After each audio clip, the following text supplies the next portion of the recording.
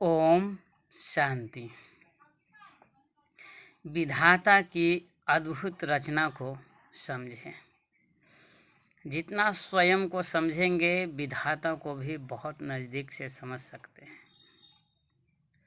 इस विराट रचना के डायरेक्टर को समझने से सारा चीज़ समझ में आ जाएगा। अद्भुत रचना, विराट रचना, कितना बड़ा वह रचयिता है।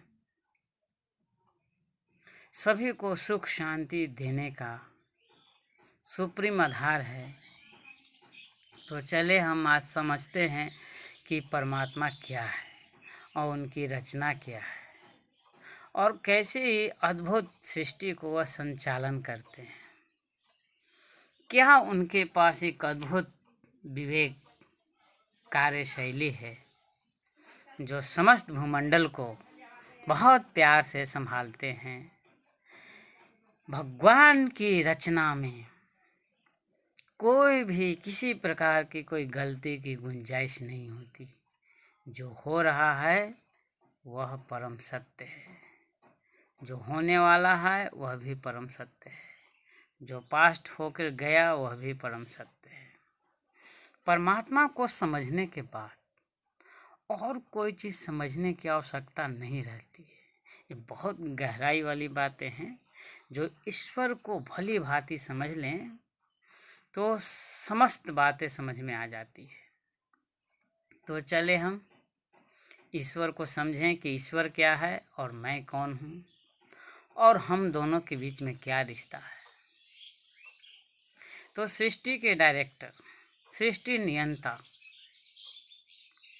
जगत पालक, परम पिता परमात्मा, जिन्हें प्यार से शिव बाबा कहा जाता है, तो उनकी रचना को हम समझें।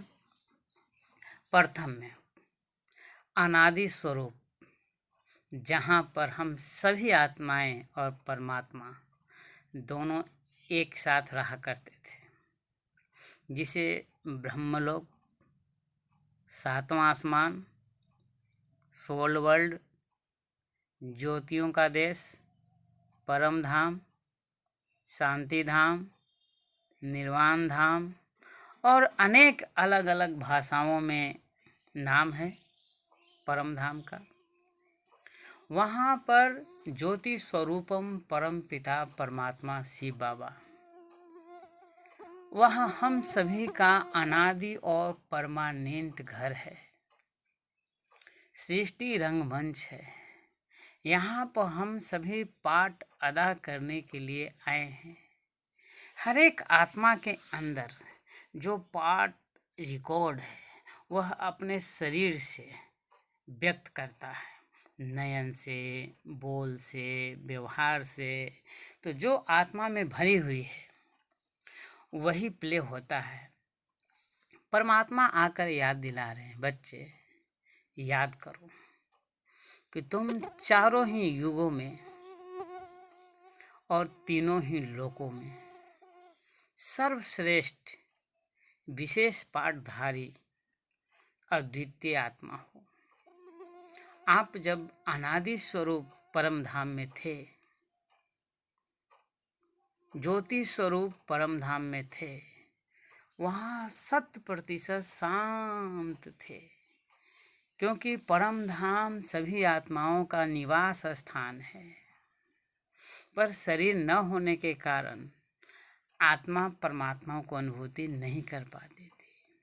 अब यह सृष्टि रंग मंच पर हम सभी आए हुए हैं और समयानुसार कहें, ड्रामानुसार कहें, पुरुषोत्तम संगम युग पर परम पिता परमात्मा का हम सभी आत्माओं से मिलन होता है। इसकी अनुभूति संसार का सर्वोत्तम, सर्वोपरि, अतीन्द्रिय सुख है। ईश्वर जब इस धरा पर आते हैं तो उनके साथ विशेष रोल मिला है हमें भी पार्ट बजाने का। इसको ऐसे कह सकते हैं कि भाग्य विधाता की कृपा हुई और मेरा भाग्य ऐसा करवट लिया कि भाग्य विधाता के साथ हो लिए। तो अनादि स्वरूप चमकता हुआ दिव्य आत्मा, परम धाम निवासी, अनादि स्वरूप, अनादि सत्ता, अनादि शक्ति, अनंत शक्ति, वह है परम धाम। जब सर्वशक्तिमान परम धाम से इस सृष्टि रूपी रंगमंच पे आते हैं तो एक साधारण मानव तन का आधार लेते हैं और कहते हैं, बच्चे आप शरीर नहीं हो, आप एक आत्मा हो। रही सही कुछ शास्त्रों में ज्ञान है जिसके बदौलत इस बात को सही रूप से समझा जा सकता है।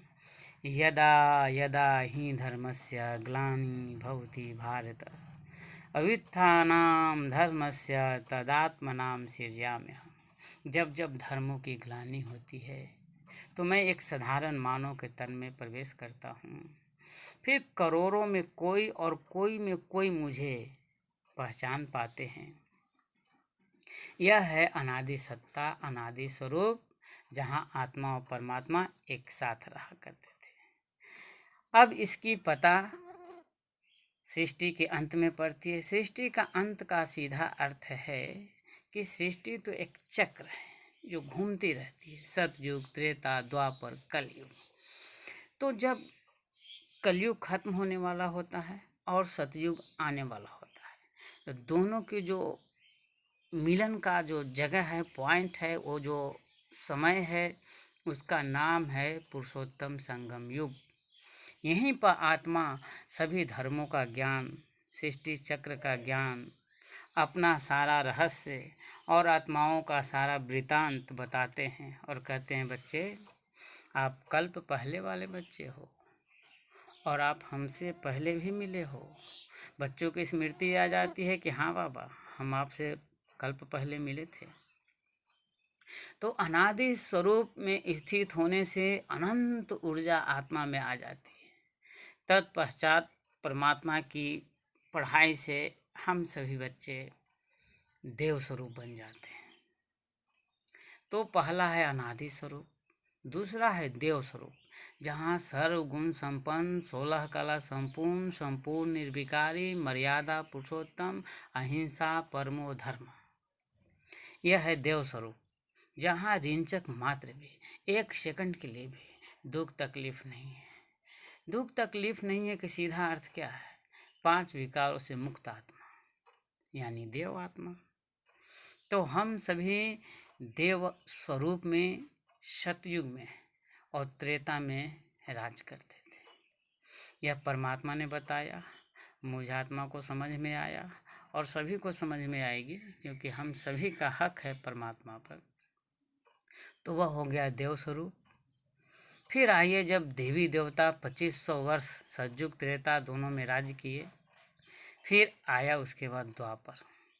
तो द्वापर में जो देवी देवता की आत्माएं थी, वह सभी जो है द्वापर में एंट्री किए, यानी वाम मार्ग में प्रवेश किए और अपने ही चित्रों को पूजा करना शुरू कर दिए। वह हो गया पूज्य स्वरूप। पहले शिव बाबा का पूजा किए, फिर कृष्ण की, फिर लक्ष्मी नारायण, फिर सीताराम, फिर तो दुर्गा, सरस्वती, लक्ष्मी, काली, अनंत देवी देवता, बहुत सारे देवी देवता, यहाँ तक कि 5 प्रकृतियों की पूजा, सब जानवर की भी पूजा, पेड़ पौधा की पूजा, जल की पूजा, नल की पूजा, कल की पूजा, पता नहीं कितने पूजा शुरू हो गया। पूजा करते रह गए और परमात्मा से दूरी तो दिन प्रतिदिन बढ़ती गई। खोज भी जारी रहा, पर परमात्मा तो अपने समयानुसार आते हैं। उसके बाद जो पूज्य स्वरूप हुआ, फिर शिव बाबा आते हैं, पढ़ाते हैं, बताते हैं, फिर समझ में आती है कि अच्छा मैं आत्मा हूँ। फिर है ब्राह्मण स्वरूप। तो ब्राह्मण स्वरूप में क्या हुआ? आत्मा और परमात्मा, जब परमात्मा से हम पढ़ते हैं तो वह जीवन जो है ब्राह्मण स्वरूप कहलाता है। ब्राह्मण स्वरूप यानी तन मन वचन कर्म से एकदम पवित्रता को पालन करते हुए परमात्मा की आज्ञाओं पर अपने आप को चलाना ही ब्राह्मण जीवन है। ब्राह्मण स्वरूप माने उड़ता रूप, ब्राह्मण स्वरूप मानो उमंग उत्साह, ब्राह्मण स्वरूप यानी सुखमय जीवन, ब्राह्मण स्वरूप यानी देवी देवता से भी ऊपर श्रेष्ठ लाइफ, तो ब्राह्मण स्वरूप यानी आत्मा परमात्मा से कंबाइंड स्वरूप, ब्राह्मण स्वरूप यानी 100% सुख शांति, उससे भी ऊपर कहे अति इंद्रिय सुख, इंद्रियों सुख से भी परे, यह है ब्राह्मण स्वरूप। ब्राह्मण स्वरूप का ही ये फल है देव स्वरूप। ब्राह्मण स्वरूप का ही ये फल है कि सभी आत्माएं परमात्मा से पढ़कर वापस घर लौटती है। जब पढ़ाई पूरी होने को होती है तो ब्राह्मण स्वरूप कन्वर्ट होकर फरिश्ता स्वरूप बन जाते हैं, यानी अंतर्वाहक शरीर के माध्यम से हम फरिश्ता स्वरूप बन जाते हैं। और फरिश्ता का लेप छेप नहीं, लेप छेप का सीधा अर्थ है कि उस पर किसी प्रकार का प्रभाव नहीं पड़ता। फरिश्ता यानी इस दुनिया से रिश्ता नहीं, एकदम लाइट का शरीर, एंजल, पावरफुल, प्रकाश का शरीर, जगमगाता हुआ छाया, वो है फरिश्ता स्वरूप। सबकी सेवा भी कर रहे हैं और कहीं अटैचमेंट भी नहीं, उसी का नाम है फरिश्ता स्वरूप। जब हम आत्मा फरिश्ता स्वरूप में होते हैं तो बहुत अनंत शक्तियों का स्वामी बने हुए होते हैं। यह स्वामित्व परमात्मा से मिलती है और वह शक्ति को धारण करते हैं और फरिश्ता स्वरूप बनकर फिर उड़कर चले जाते हैं बीज रूप यानी अनादि स्वरूप यानी परम धाम। तो ख्याल रहे, अनादि स्वरूप, देव स्वरूप, पूज्य स्वरूप, ब्राह्मण स्वरूप और फरिश्ता स्वरूप, यह पांचों स्वरूपों को स्मृति में लाने से पूरा सृष्टि चक्र समझ में आ जाती है, पूरा जीवन ही परिवर्तित हो जाता है। इस जहान का खेल का रहस्य समझ में आता है, सृष्टि का डायरेक्टर जो है उनका प्लानिंग समझ में आ जाती है। यह पांच जो स्वरूप है जो पूरे संसार को तरोताज़ा कर देती है। आप जब तरोताज़ा होते हैं तो संसार में खुशहाली छा जाती है, क्योंकि आप दिव्य संकल्पों से ओतप्रोत होते हैं, ईश्वरीय संकल्पों से सुसज्जित होते हैं। इसकी ओरा पूरे समाज, इस ब्रह्मांड, इस पृथ्वी लोक पर एक एक आत्माओं को टच करती है और समझ में आता है क्या मैं शरीर नहीं आत्मा हूँ। आत्मा विनाशी है, शरीर विनाशी है।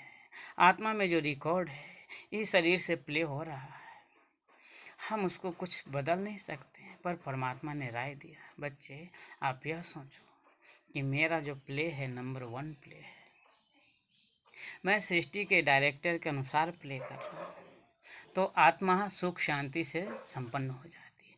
आप इस सृष्टि चक्र में वर्ल्ड ड्रामा व्हील में आप देख रहे होंगे कि लक्ष्मी नारायण है, सतयुग, उसके नीचे त्रेता है, सीताराम, उसके बगल में आप देख लीजिए धर्म संस्थापक लोग आए हैं, जैसे इब्राहिम हैं, बुद्ध हैं, ईसा मसीह हैं, और उसके बाद है कलयुग, जहाँ पर पापाचार, भ्रष्टाचार, अत्याचार, जितना भी कुछ कह ले वह एकदम मनुष्य आत्माओं को वो डेड लाइन है, अंतिम पोजीशन है।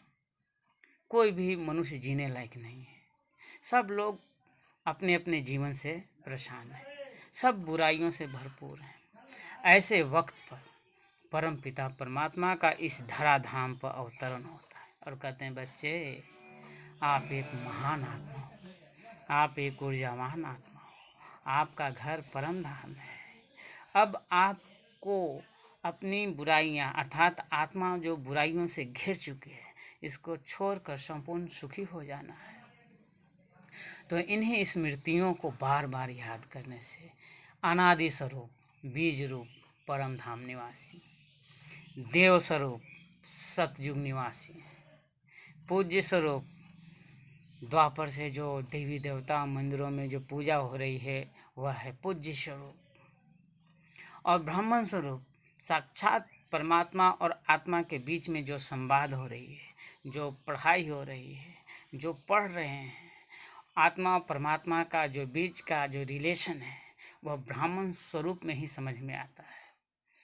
इसके बाद है जब पढ़ाई की अंतिम अवस्था होती है तो धीरे धीरे फरिश्ता बन जाते हैं। फरिश्ता माना अटैचमेंट खत्म, ईगोलेस, लस्टलेस, ग्रीडीलेस, सब पांचों विकार लेस हो जाता है, एकदम खत्म हो जाता है।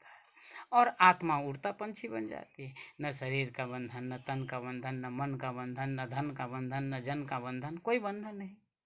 और वो आत्मा बन जाती है फरिश्ता, और फरिश्ता बनकर फिर वापस चली जाती है घर। और वहाँ से जितना आप पहले फरिश्ता बने हैं और जितना शक्तिशाली फरिश्ता बने हैं, जितना भगवान के कार्य में सहयोगी बने हैं, उसके अनुसार से फिर आपको वहाँ से रोल अनुसार आप इस पृथ्वी पर उतरेंगे। जो फर्स्ट क्वालिटी के हैं, जो सर्वगुण संपन्न हैं, वो सतयुग में उतरेंगे, अपना पार्ट अदा करेंगे, यानी लक्ष्मी नारायण के रूप में। उनकी प्रजा भी उनकी जैसी होगी। जो सेकंड डिवीजन यानी 14 कला संपन्न होंगे, वह डायरेक्ट त्रेता में उतरेंगे और अपना राज्य भाग चलाएंगे, अपना पार्ट अदा करेंगे। जब ये 2 युगों की समाप्ति होगी, अर्थात स्वर्ग खत्म होगा और रामराज खत्म होगा और रामराज की एंट्री होगी, देवी देवताएं वाम मार्ग में जाएंगे, तो फिर द्वापर में धर्म गुरुओं का आगमन होगा। पहले इब्राहिम का, फिर बुद्ध का, फिर ईसा मसीह का। फिर उसके बाद आ जाएगी कलयुग। कलयुग माने कलह कलेश का युग। कलयुग माने कल पुर्जों वाला युग। कलयुग माना मशीनरी युग। कलयुग माना हरे कमन अशांत दिग्भ्रमित युग। ऐसे युग में एंट्री करेंगे और यहाँ राजाई पद्धति खत्म हो जाएगी और हो जाएगा प्रजातंत्र। यहाँ क्या होगा? प्रजातंत्र। अब यह प्रजातंत्र में जिसकी लाठी उसकी भैंस हो जाती है। अब ऐसे विकट परिस्थिति में स्वयं परमपिता परमात्मा इस धराधाम पर आते हैं कि अब सृष्टि में महापरिवर्तन की ज़रूरत है।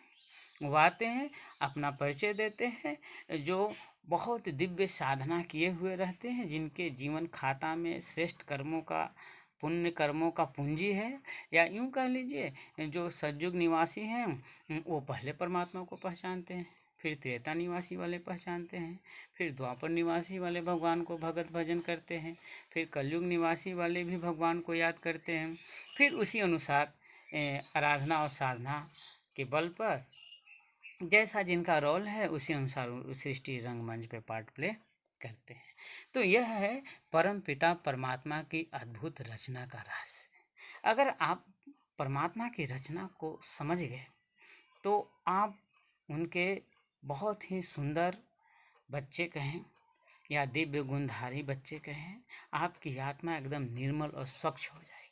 आत्मा और परमात्मा के बीच में जो रिलेशनशिप है, उस रिलेशनशिप को आध्यात्मिक रिलेशन कहें, ईश्वरीय रिलेशन कहें, आत्मबल और परमात्म शक्ति, यह दोनों जब कंबाइन हो जाती है तो आत्मा सर्वगुण संपन्न और शक्तियों से सुशोभित हो जाती है। तो ऐसे परम पिता परमात्मा के हम सभी दिव्य लाडले हैं और इसको विशेष जानकारी चाहिए, विशेष समझ चाहिए। तो आप प्रजापिता ब्रह्मा कुमारी आश्रम में पधारें, ओम शांति सेवा केंद्र पर पधारें। आपको परमात्मा का सानिध्य मिलेगा और स्वयं को जान पाएंगे और समझ पाएंगे और ईश्वर की नज़दीकता की अनुभूति संसार की सर्व पदों से सर्वश्रेष्ठ पद है, सर्वश्रेष्ठ अनुभूति है, सर्वश्रेष्ठ झलक है, सर्वश्रेष्ठ प्राप्तियां हैं। और यह प्राप्ति आपको सदा सर्वदा के लिए माला माल और खुशहाल कर देगा और ज़िंदगी में खुशियां ही खुशियां होगी और खुशी संपन्न बन जाएंगे। तो ऐसे है परमपिता परमात्मा का दिव्य रहस्य। अनादि स्वरूप, देव स्वरूप, पूज्य स्वरूप, ब्राह्मण स्वरूप, फरिश्ता स्वरूप, 5 स्वरूपों का अभ्यास करने से जिंदगी का स्वरूप ही बदल जाएगा और आप सदा सर्वदा के लिए ईश्वर के तो हैं ही और ईश्वर के तो रहेंगे ही, लेकिन यह जो समय चल रहा है ईश्वर के साथ कंबाइन रहने का, यह जो समय चल रहा है सबको मदद करने का, यह जो समय चल रहा है ईश्वर से समस्त ऊर्जाएं अपने आप में धारण करने का, यह जो समय चल रहा है स्वयं को बदलने का, यह जो समय चल रहा है ईश्वर के साथ अपने को जोड़ने का, यह जो समय चल रहा है एक परमात्मा दूजा न कोई। तो उसका सारा रिलेशन भी सुधर जाएगा, सारा कनेक्शन भी सुधर जाएगा, और हेल्थ, वेल्थ, हैप्पीनेस सब एक ही साथ मिल जाएगी। यह है ईश्वरीय कमाल, क्योंकि परमात्मा सर्वशक्तिमान है, ज्ञान सूर्य हैं, शांति का सागर हैं, प्रेम का सागर हैं, आनंद का सागर हैं, सुखदाता हैं और सर्व शक्तियों का स्वामी है। तो ऐसे परमपिता परमात्मा को बहुत प्यार से याद करें, समझें। परमपिता परमात्मा के साथ रहने में हर एक आत्माओं को 100% भलाई है, और अपने जीवन में सुख शांति से वह तो सज जाएगा, और दूसरों को भी मदद करने का बहुत सुंदर वह जरिया बन जाएगा। तो ऐसे परमपिता परमात्मा के याद में रहें और सुख शांति से भरपूर हो जाए। उनकी रचना को समझें कि अनादि स्वरूप में हम बीज रूप थे, देव स्वरूप में हम देवी देवता के रूप में थे, पूज्य स्वरूप में देवी देवता की पूजा होती थी, ब्राह्मण स्वरूप में हम सभी ईश्वर से पढ़ते हैं, और फरिश्ता स्वरूप यानी संपूर्ण शक्तियों से भरपूर हो जाते हैं, और आत्मा उड़कर घर जाने लायक हो जाती है, और वह परमधाम पहुंच जाती है। ओम शांति।